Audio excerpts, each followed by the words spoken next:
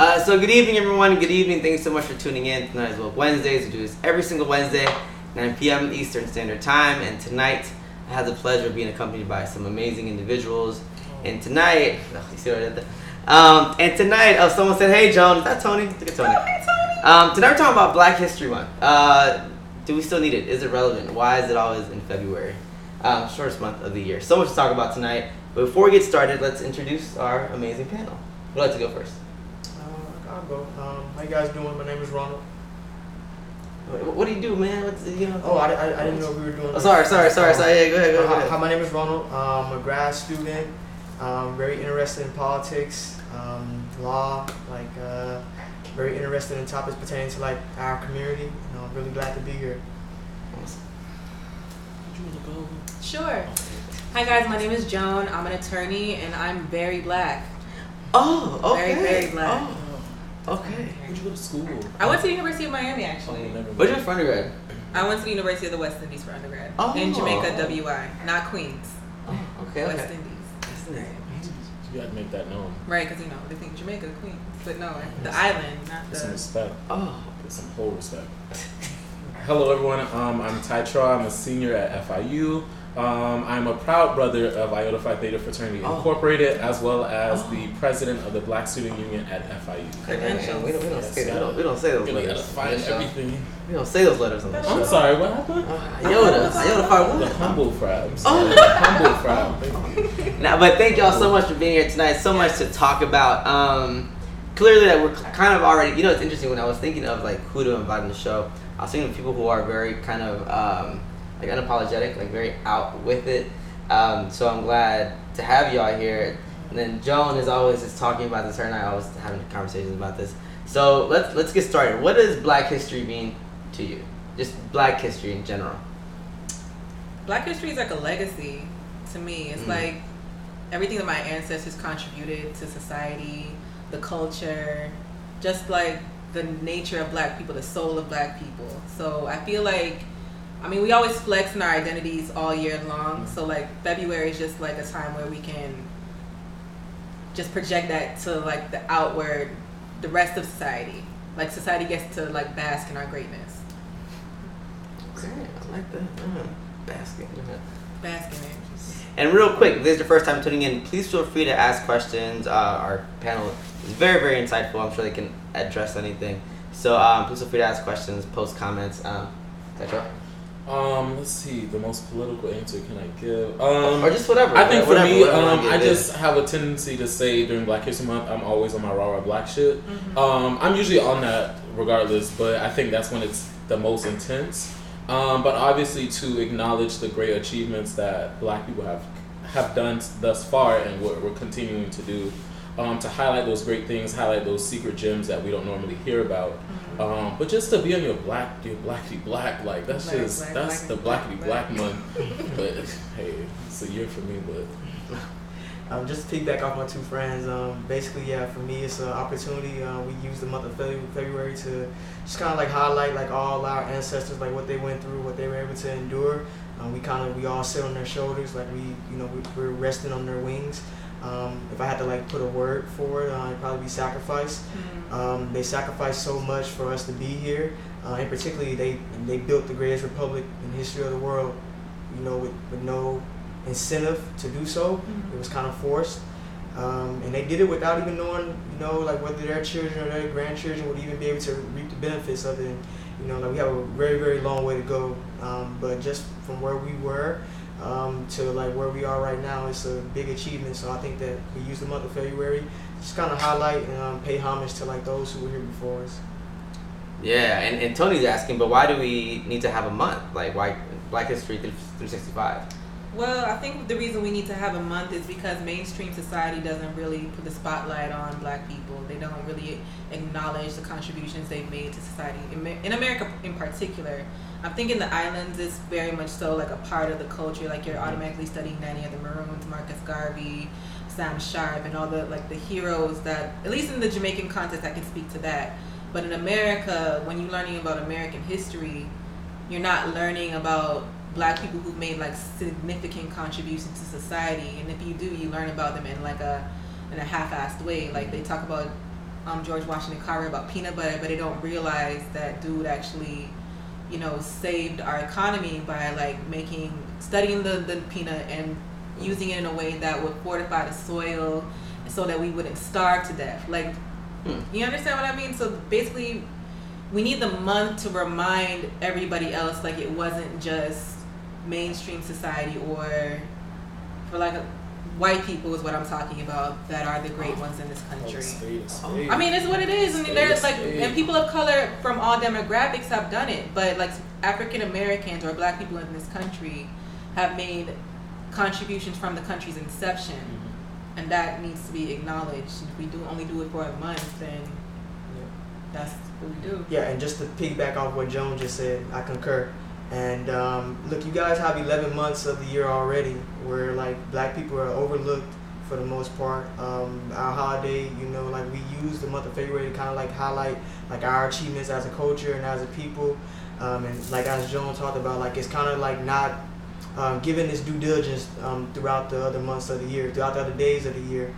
And if it is, like most of our history books growing up, we learn like very minuscule things, like rarely are things like slavery or like the true achievements that we as a people have overcome in this country are like, put under the microscope and it's really studied. So we try to use the month of February, and the reason why it's so important for us as a black people to have it is because it's our time, and it's a month where we can like truly pay homage to, like, in my opinion, like the real true Americans. Like, it doesn't get any more American than the African Americans or black people here living in America. We fought in every war. And 50 years ago, like my grandparents, like they couldn't vote.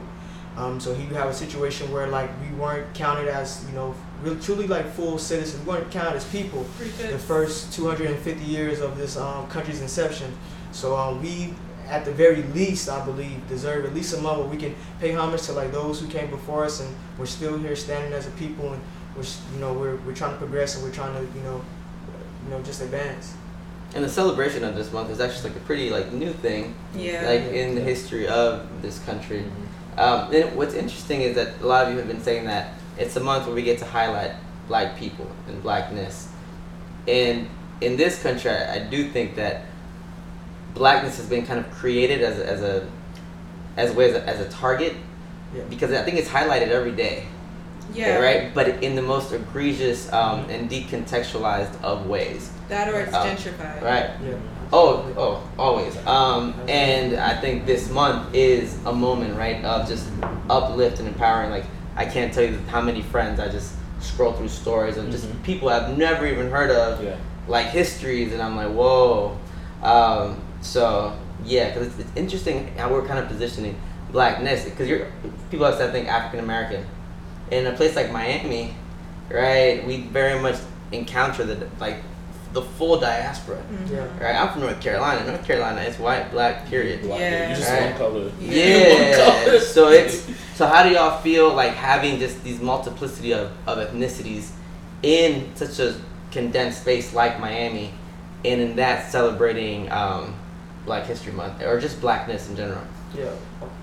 I mean, I think being I'm originally from South Florida, but I think coming from like Palm Beach County to Miami was a different culture shock for me. Like, it wasn't until I got here that it was like, oh, I'm black, but I'm black because I'm this part. Like, it's these extensions, like just like you said, from coming from North Carolina, you were just black. That's all it was. Yeah. So I even found myself like, okay, well, I know this friend is from St. Kitts, this friend is from Trinidad, this friend is Jamaican. So I'm like, oh, so now I want to explore more about what color black am I? Like, I want to know if I'm the ashy gray black, or am I like the deep purple black? Like, which black am I? So I think that is like, and I think even like my outlook on Black History Month has changed a little bit, because I know, like, for me in general, like, just me, black is just black. Black History Month, I celebrate all Black History Month.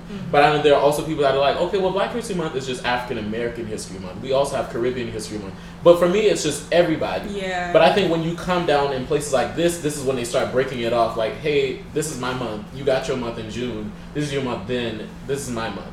But I just see it as one. I'm sorry, I just see it as one. But I know as far as in the culture shock of wanting to know more about my blackness, it wasn't until I got down here. I mean, I do celebrate it as a celebration of blackness and the Mhm. Pan-African perspective. I'm Jamaican, so I don't have the reference point of an African American. I grew up in a West Indian household, but the same principles that apply to like celebrating your identity and your black identity, negritude, things that Garvey would promote in the island that he actually brought to America because Jamaica rejected it. I think a lot of those things, a lot of black immigrants, not necessarily found in America, but coming from other spots, they played like a really valid role in developing the identity in the States. So I just think it's time for us to acknowledge that we're not a monolith, and blackness looks very different in depending on the context that you want to approach it from. But it's still like all a part of the beautiful array of what we bring to the table, because there's still like a unification point. Like we all have things that we can point to and say, I see myself in that culture. Like I see myself in African American culture, certainly in like African culture, like the Ghanaians and the Nigerians, and especially, and obviously I'm West Indian. So I see myself in every black environment. So Yeah, no, absolutely. Just to piggyback off you guys, I think what sometimes get lost. I'm from California. I grew up in Compton, but coming here, like I think what kind of gets lost in like from that perspective is that I think that sometimes like people have to understand that we all come from the same landmass. We just got dropped off at different locations. right. So like I think that when we say celebrating Black History Month, it's not just African American history.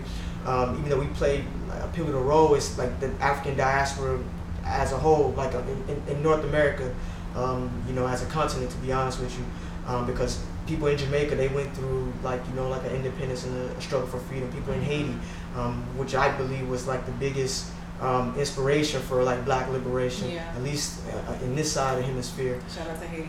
Yeah, no, absolutely. And like whether you're from Brazil or like indigenous Mexico, for wherever, we all have the same common trait. We're all like African, like we all share like this form of blackness. And so I'm not a person that like is really for per se of like saying like, okay, you guys have this month and we have this month. And I mean, for me, like black is black. Like my parents grew up in like Arkansas, like rural South, and like and like Right. so like if they see a Jamaican person, you just you're black. You're black, yeah. They don't differentiate like between countries or tribes or whatnot. Like here in America, we're all part of the same tribe to a degree.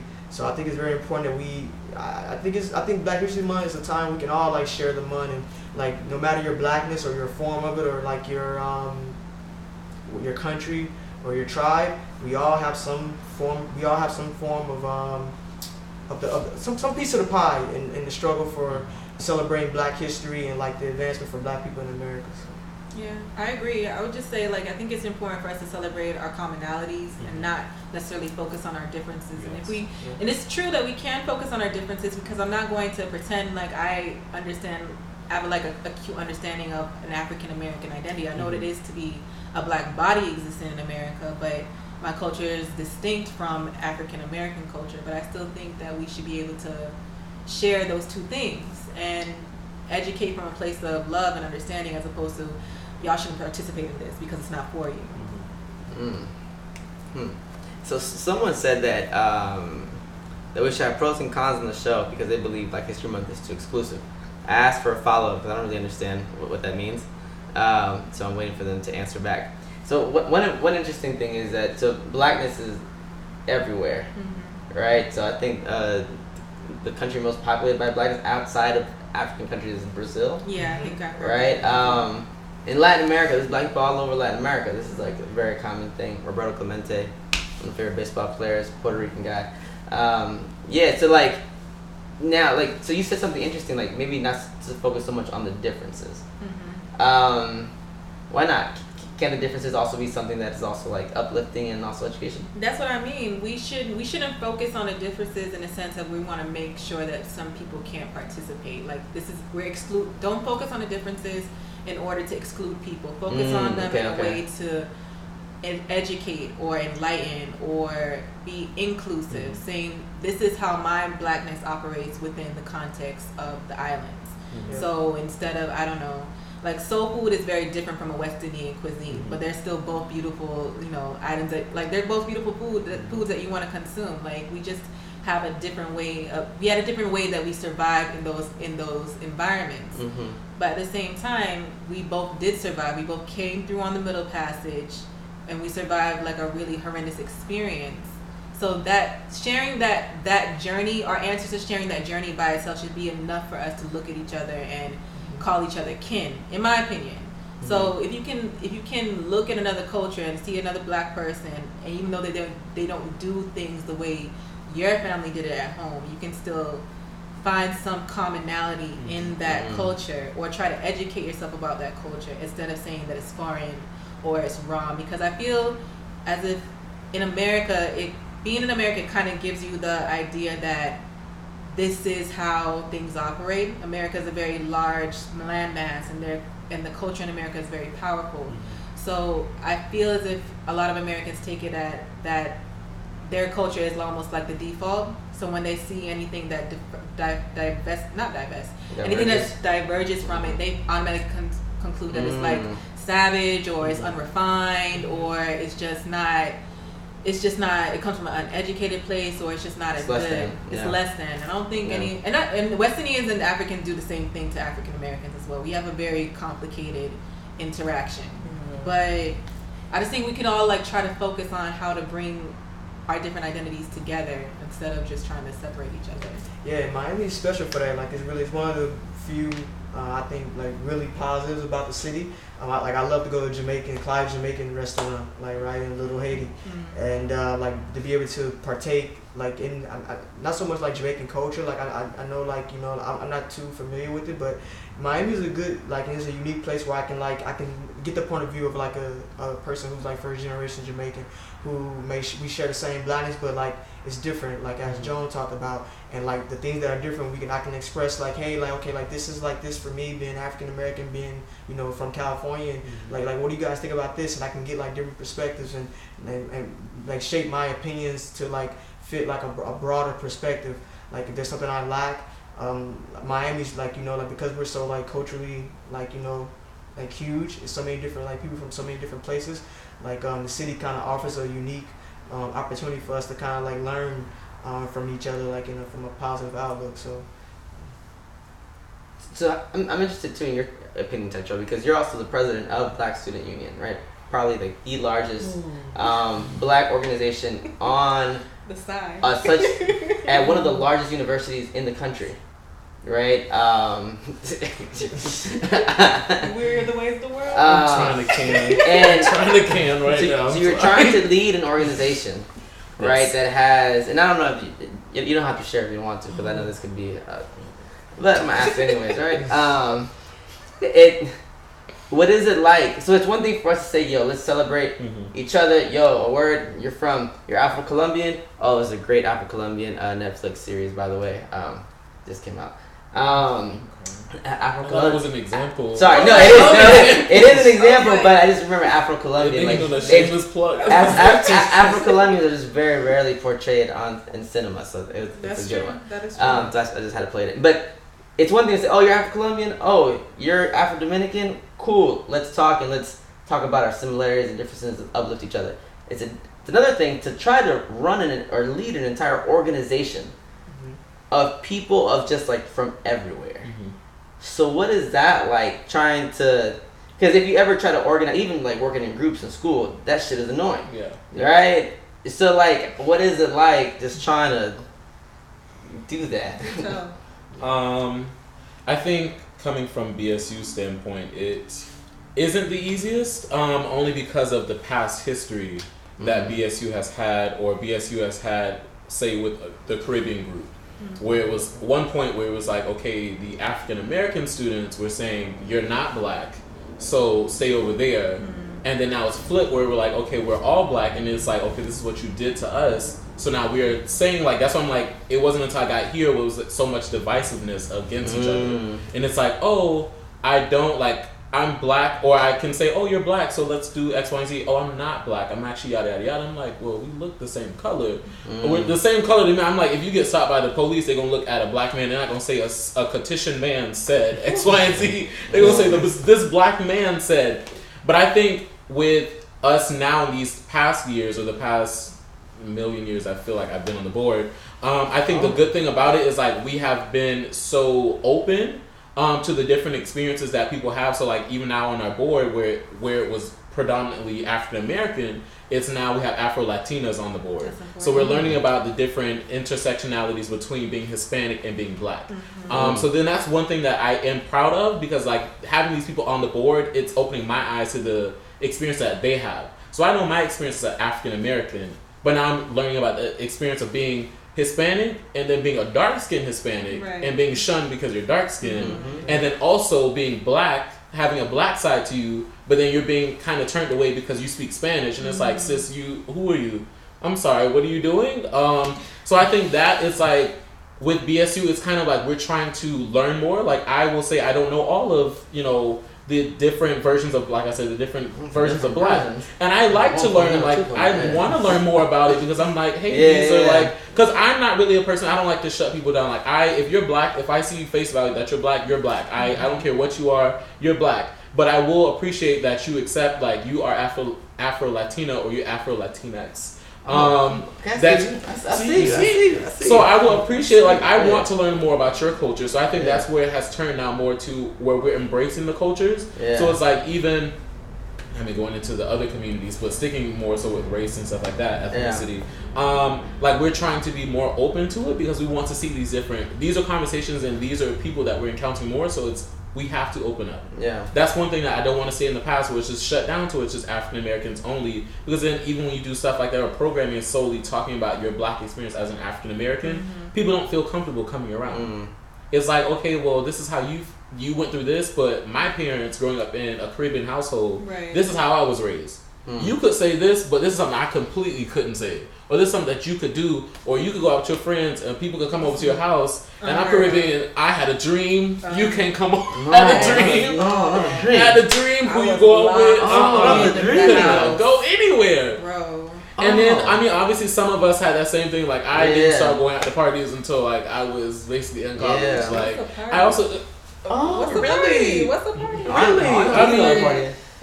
So I think stuff like that is like, I think BSU has evolved more. It's still a struggle because of those past, obviously you can't just do away with stuff that's been years of that. So we're working against trying to tear down that wall that has been put up.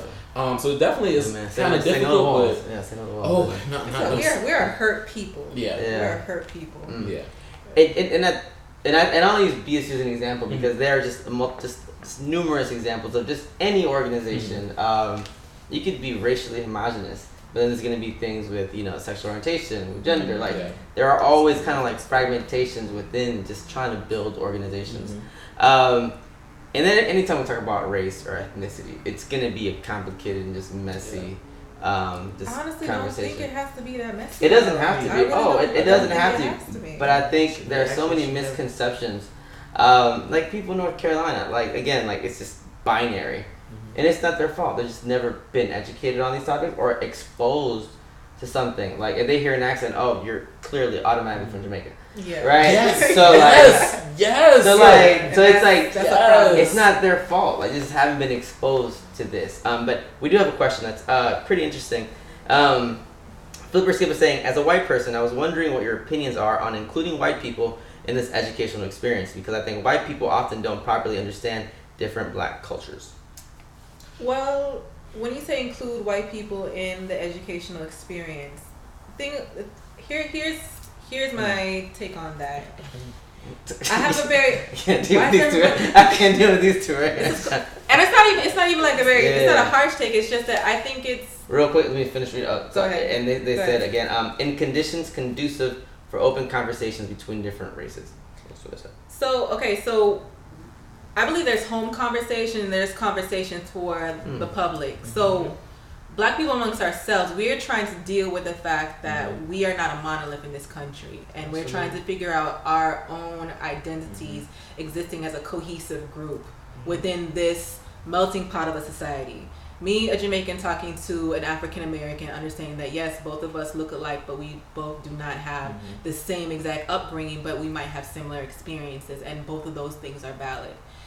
a white person understanding that there are different cultural contexts, that conversation is going to look very different because we're not coming from the same place of understanding.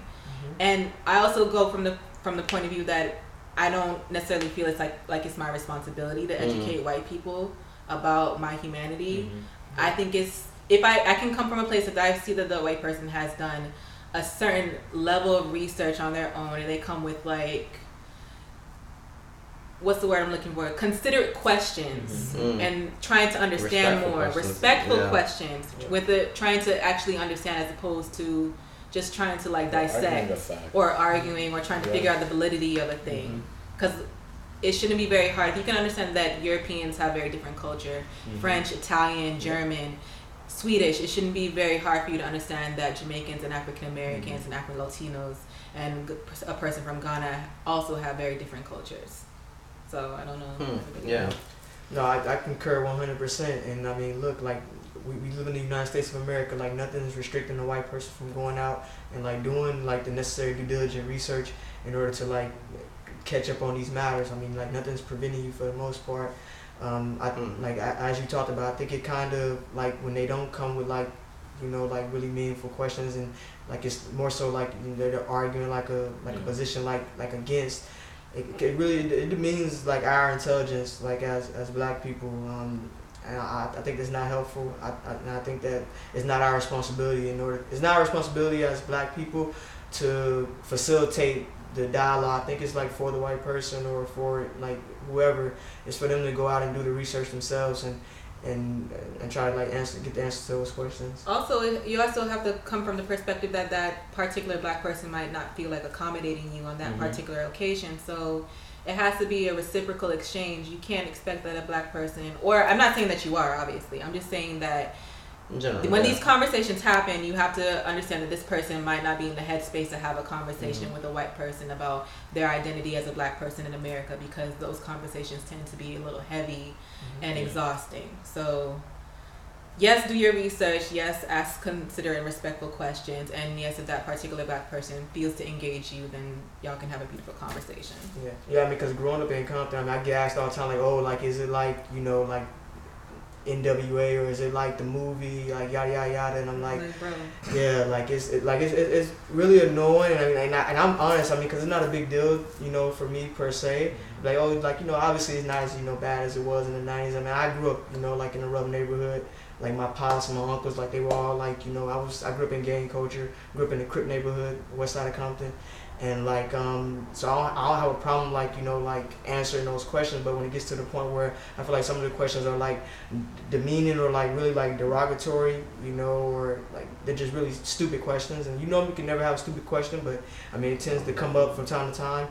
It's just not my, you know, responsibility in order to answer that. And like you said, Joan, like just coming from the perspective of like, you know, a Jamaican person, obviously I have like a different perspective than like an African American, and as a white person coming in, they shouldn't even like expect, they should have like the foresight to be able to differentiate the two differences between a Jamaican person and a person who grew up in the Dominican Republic that's black, or a Jamaican person versus a Haitian person. Like I think that it's not for us, if we're not comfortable in that space, to answer those questions. I think it's up to the person who, if they're really interested, they should go out and like do the necessary research themselves. And also, those people are not the voice of the entire community. Like that's that individual black person's perspective. So if you're getting a point of view from that black person saying, oh yeah, you can definitely ask me about weed, I'm Jamaican and I, you know, we love weed on that island, I know so much about it, we all grew up smoking it. I'm from the perspective that no, I do not smoke weed, I have dreadlocks, I do not know where you can buy any, don't ask me this question, I'm not a Rastafarian, I cannot explain the faith of Rastafari to you, and saying Yaman to me when you find out I'm Jamaican is just it's really annoying. Stop doing that, please. You know, and stop saying Sapa say to Haitian people when you find out there's O's. Like, I don't know. Actually, I'm not Haitian. I can't say that. But it's just like, you know, just like, if they say it to you, that's fine. But if they don't, just don't intrude yourself in that way. Yeah, I was gonna say, I know with BSU's board, I know that's oftentimes like conversation that we talk about. Like, obviously, it's like BSU is a black space. This is our safe space where we can talk and we can cry, we can do all that. So if I'm inviting you in, I don't need you to say anything to me right now at this point, because like you said, we're too sensitive at this point. If I'm talking to someone that is Caribbean, I mean, you can say we're going at it, you can say we're doing whatever. You jumping in and telling me what you know from a book versus what I know from life, I do not want to hear that. I'm sorry. I read between the world and me, guys. I don't want to hear that. I'm sorry, because then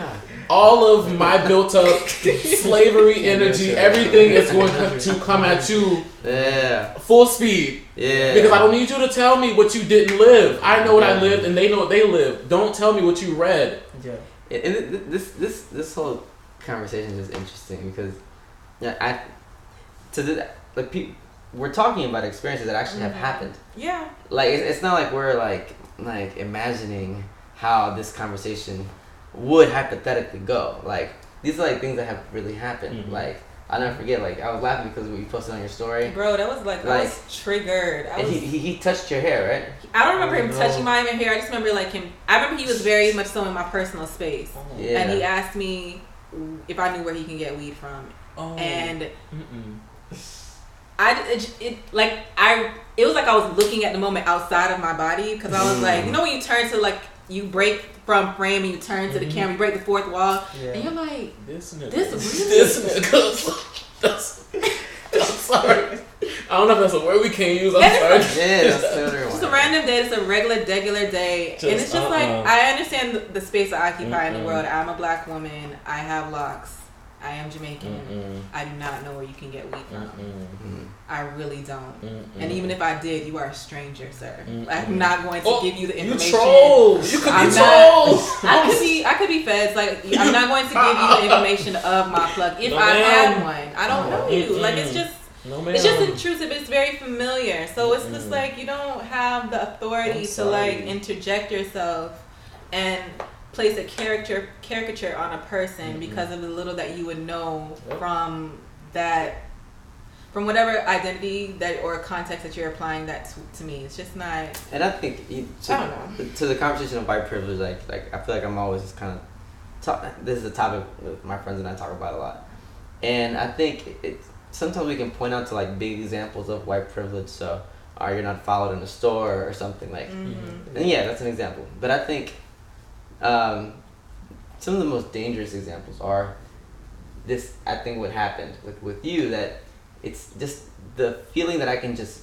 do it. Yeah. Right.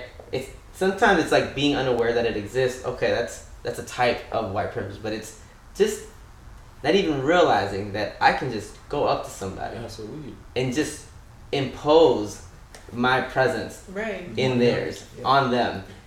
That I think is one of the white privileges that we don't often talk about, and I think that it's not even just that. It's just like even like getting back to the question. It's the idea that you should be accommodated, even when it's like this is specifically Black History Month. We are having a conversation that is centering Black people, and I get that you would like to understand more about the subject matter, but at the same time.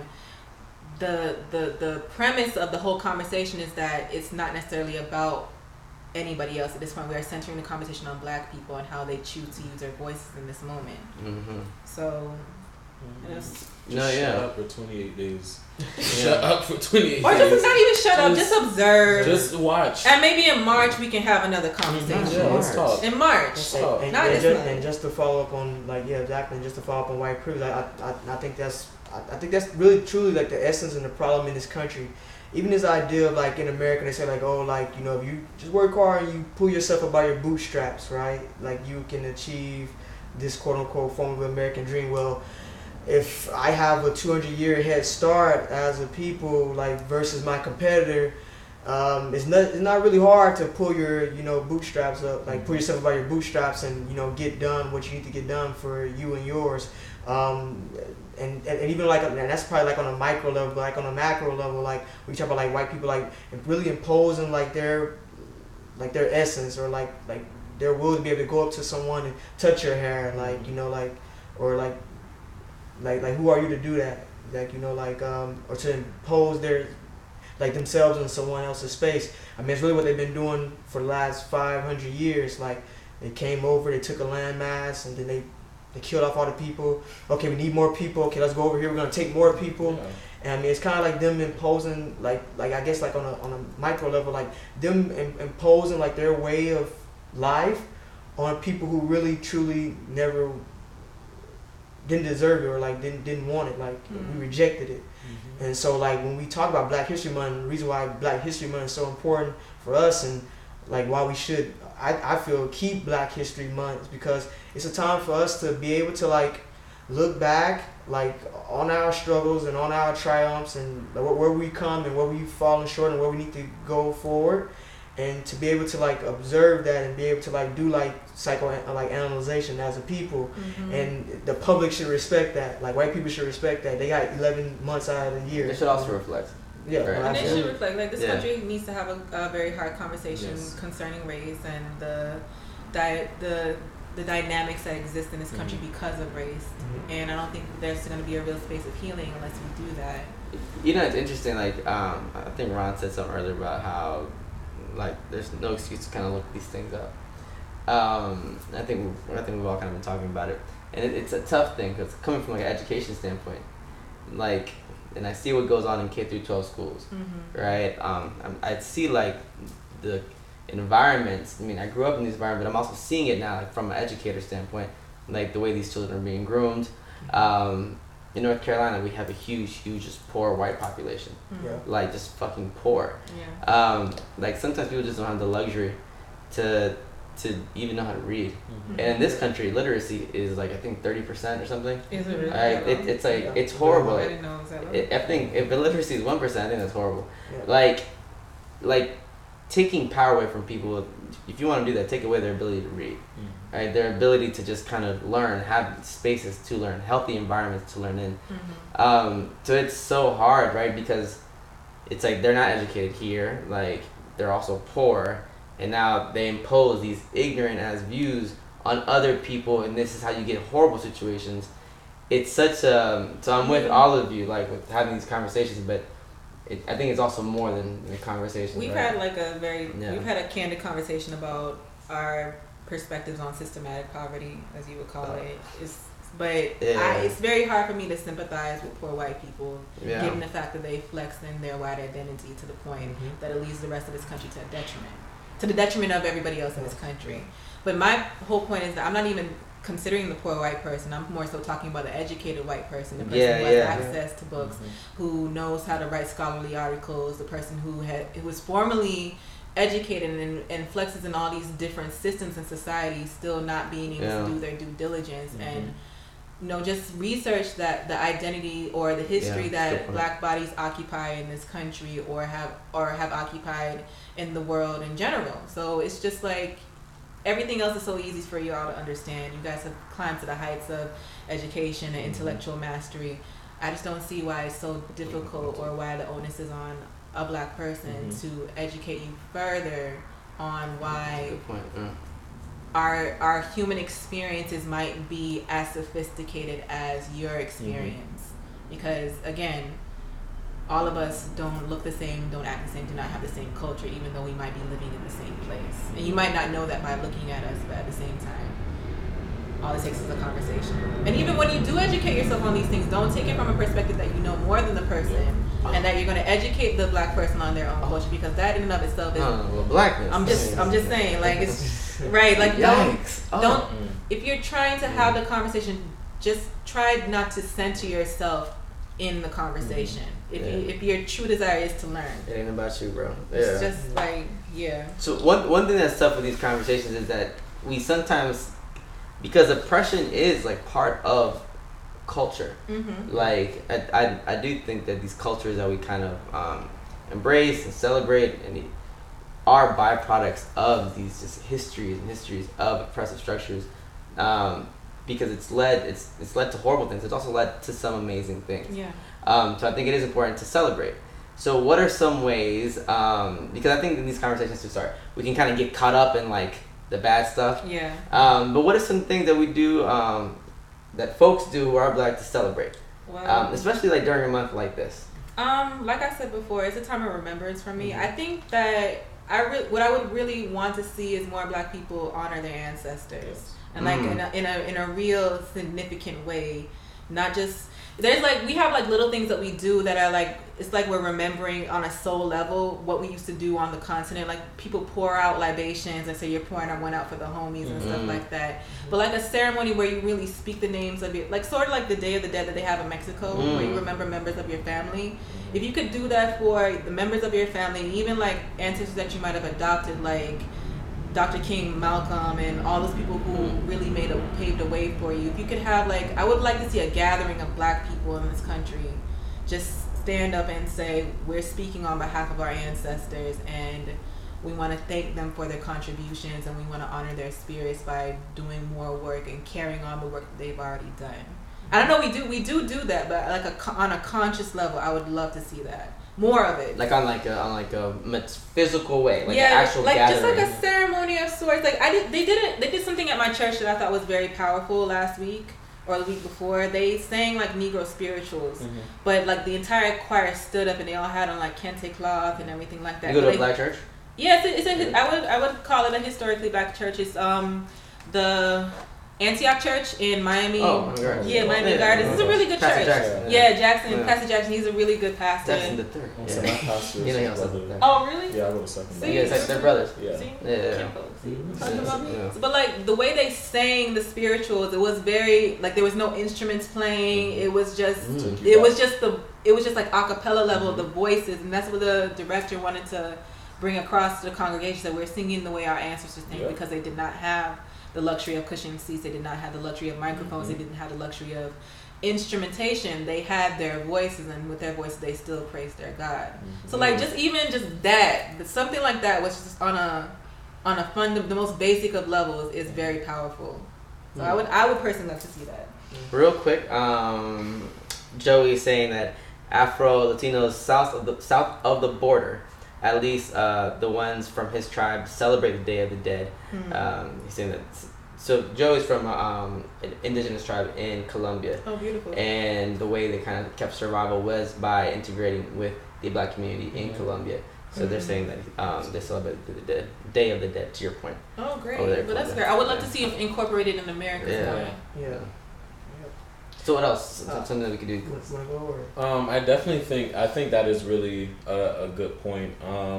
I think for me, I know even with that, the point of doing the hymns and stuff like that, like I know, well, I naturally just love hymns, but I know in the past weeks I've been going back to those hymns. Like I've been listening to the same one or two like repeatedly throughout the day, because it's just like bringing me back to that time. That, like, I think when Black History Month always came, especially in terms of church, I was that excited because I knew for sure we were going to go back. Like I want to have that go back experience. Strip all of where we're at now, go back, put yourself in that place, and then you're able to appreciate where you are now more. Seeing those, enduring those struggles. If we have to sit here and we have to watch these videos to understand where my people came from, and just strip away the layers and just understand where you're at, I think that would be one thing. And I think one thing I do appreciate, I don't know if it's just me, but I feel like it's somewhat like becomes a little tranquil, I ain't gonna say that much, during Black History Month, because then now you see everyone's kind of on the same page somewhat, because we're all trying to reflect on these great things. But I think that just doing that more, to where it carries out over throughout the year. It's not just in February that this is happening, but we're tranquil, or we're working together more throughout the year. And I think even to go back to our previous point of with the different experiences of like the African experience, and then with the African American experience, and then with the Caribbean experience, us coming together more to have those conversations about why are we divided, and how do we build off of, how do we come together. I think that's one of the conversations I would like to see. And I think sometimes, I think one thing that I've been pushing a lot with Black History Month is to see those different avenues, not to sit here and like I said earlier, I don't really see Black History Month as just African American History Month. I do see, a lot of people do see that. I see it as Black History Month. Let's see how we intersect at some point. Let's see how we all come together in this point. Like, I want to see more of the togetherness. I want to see you stripping yourself We're gonna strip ourselves naked. That's what they say in the church. Strip yourself naked. Oh, at church they're stripping them naked. They strip On a in the soul spirit. level. In the On a spirit. soul In the level. spirit. I'm kidding. In the spirit, not with the ceiling, not with the Oh, mirror of the not ceiling, the mirror. not with the mirror of the ceiling. Oh. Don't do this, Kirsten. Oh. So yeah, continue. Yeah, Black history. Yeah, Black But history, yeah, so I think Yeah. that is one thing I think I would want to see more is stripping ourselves down to where we can come together and we can have those conversations. We're letting that go. We're taking ourselves back to that time. It may be a hard time for us to endure, but we need to take ourselves back down there so we can get rid of all this mess that we have going right now. And even back further, like figure out who we were before we came to this side of the world. You understand? Like, because it's not as if we began here. We were placed here, and we took nothing and we turned it into absolute magic. So you should have a level of pride in that because, again, your ancestors survived the Middle Passage. Anybody else would have died. A lot of some people did die, but you are here and you're a testament to the strength that they have. So if that doesn't make you feel proud, if that doesn't put like a real feeling in your chest, if it doesn't make you like, you should feel so tall when you hear something like that. Because I encourage every Black person to study the Middle Passage. Every Black person living in the diaspora to study the Middle Passage and figure out how and white people too, to figure out how it was humanly possible for anybody to survive in an environment like that. Yeah, and just to piggyback off that, that's a very interesting point. Like if you just, I never been to Guyana, but you're able to like just like do your research and like see like the conditions of the ships. Where you pack hundreds of people like within a few meters of each other, and like everybody's chained, tied together, and this ship like 3 to 6 months. Like, you know, like crossing the Atlantic, like, I mean, like, so you bled together, like, you defecated together, like, kids were, you know, like, born. Yes. Like all within the belly, like, to endure all that as a people, and then get, you know, like, supplanted, like, you know, whether it was in Brazil, or Colombia, or Jamaica, or South Carolina, or New Orleans, or wherever, like, any slave port, Cuba, to be able to, like, survive that, we're really, it's really a testament to like us as a people, like as a whole, and like we're truly standing like on the shoulders of like really like I think the most remarkable people in human history. And I went to Egypt like back in September. Oh, that's beautiful. And I went to Cairo, and I never forget like I had a layover in Istanbul in Turkey. I met this gentleman. He was there with his wife. He actually taught I believe it was the University of Lagos. He taught at the University of Nigeria, and he was I don't want to mispronounce it. I think he was an Igbo. And I just remember I talking to this gentleman at the airport, and I spent maybe cause I had like an 8-hour layover, so I was there for like 8 hours, and I talked with him like basically the whole time, and he was kind of asking me you know like where you come from, and basically like because I want to get into like a whole like diatribe about it, but I was telling him as an African American, well, it was only so far I can go back, like at least at the present time, that I can know. So like for me, he was like, I think one day you should definitely try to go back as far as you can, like see where you come from. But he was like, one trick, and I'll never forget it. He was like, there's a few tips you can take that you can do in order to find like who you are. Like try to study like your everyday patterns, like study like who you are as a person, and then like try to study other cultures like in West Africa or Central Africa or like different Caribbean cultures, and like see if it lines up with you. And not so much that, like maybe you come from like this particular area, like you may or you may not, you may never know, you may be lucky enough to find out, but you'll be able to have some type of connection with like someone who is Black like yourself, but like you're not in the same location as them, but you're all sharing, like you're sharing a part of an overall culture of like the African diaspora. Right. And he was a really brilliant individual. He taught me a lot of lessons on the trip. That was like one of the main things that stuck with me. So I think like celebrating Black history, I think it's really a time for like reflection, like as Joan brought up, and it's time for us like where we can all like embrace like all of our Blackness, like all people throughout the African diaspora. Because as I brought up earlier, like we all come from the same landmass. We just got dropped off different pit stops. Some people got dropped off in Brazil. Some people got dropped off in Cuba. Some people got dropped off in South Carolina, Virginia. But we all at the end of the day, we all survived the same Middle Passage. We all survived the same voyage, and we're all here as a people, and like that should be enough, like, you know, like to unite us, like going forward. I think with his point, he said something that resonated within me. I think that experience of, and I think why I would say I'm so open to the Caribbean aspect and the African aspect, and why I don't really like the division between the three different groups or like within the African diaspora is because me as an African American, like you said, I can only go back so far. And even for me, like even knowing some Caribbean people that, you know, I've met people that don't or like are disgusted by their own culture, and I'm like, sir, how could you? And I'm like, I'm surrounded by somebody else's culture, and you're surrounded by your own culture that you identify with. And I get like emotional about it because I'm like, yes, I can do like Ancestry.com, I can do all that, but that's not guaranteeing to 100% fact that that's true. But you have to understand, colonialism affected the entire world, even though the type of racism that exists within the West Indies, the type of slavery that the West Indies experienced was very different from the slavery that was existing in America, because you guys had your slave owners, you guys have the oppressor living with you. In Jamaica and the islands, the oppressor was oceans away. Yeah. So it was more so like, send a letter, how do you want to discipline the slaves today? Oh, we will discipline the slaves by giving them 30 lashes. They weren't dwelling with us the way they were dwelling with you guys. So, and it's the same way in Nigeria and Ghana and the colonialism that took place there. It still took place on a mental level and still on a physical level, but there was more of an encouragement to assimilate there and try to divest yourself of your Africanness or your blackness in a way to make you appear more refined.